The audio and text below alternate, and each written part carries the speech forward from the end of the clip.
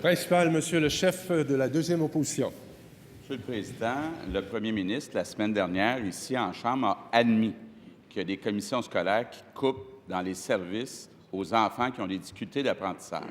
Mais malgré cet aveu, il refuse d'intervenir. Il nous a dit, je le cite, « Le cadre de gouvernance actuel ne le permet pas ». C'est pourtant le cadre de gouvernance qu'il défendait pendant la campagne électorale. Évidemment, après la campagne électorale, sur cet enjeu, comme sur plusieurs autres, il a changé d'idée. Maintenant, il dit « Je vais présenter un nouveau cadre ». Monsieur le Président, ça fait 18 mois qu'il est premier ministre et pendant 18 mois, il n'a rien fait pour qu'on interdise aux commissions scolaires de couper dans les services aux enfants les plus vulnérables. 18 mois.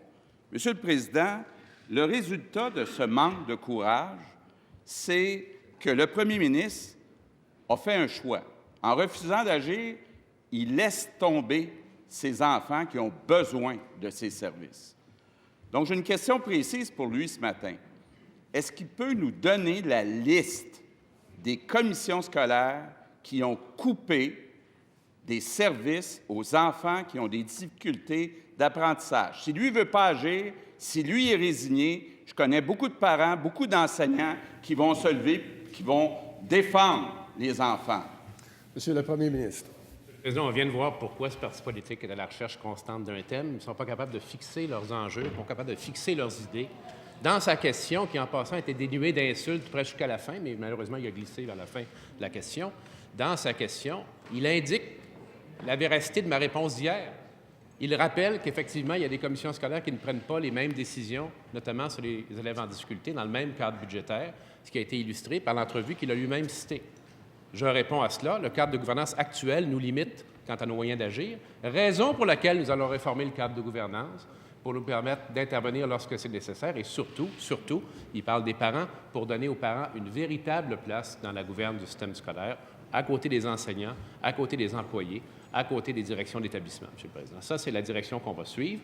On avait dit durant la campagne qu'on rapprocherait la décision de l'école, de la classe. C'est ce qui va arriver, M. le Président. Première complémentaire, Monsieur le chef de l'opposition, Monsieur le chef de la deuxième opposition.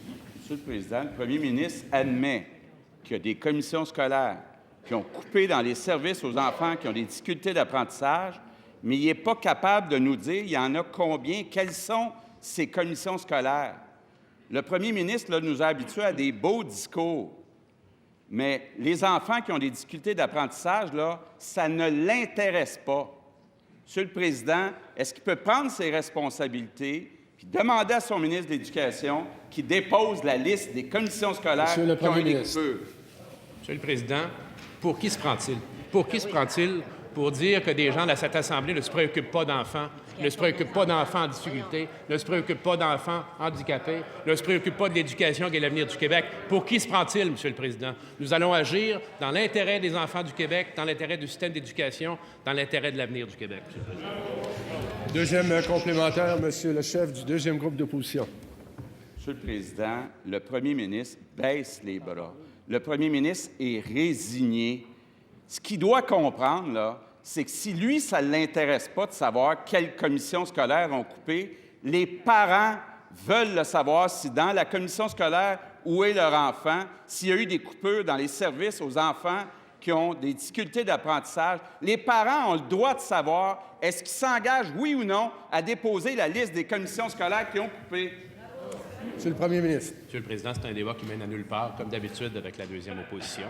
On va déposer un projet de loi qui va ajuster la gouverne du système scolaire, Monsieur le Président, pour donner toute son importance au rôle des parents, des enseignants, des dirigeants d'établissement, des employés du réseau scolaire, pour que les décisions soient toujours prises le plus près possible de la classe, des enfants et des enseignants.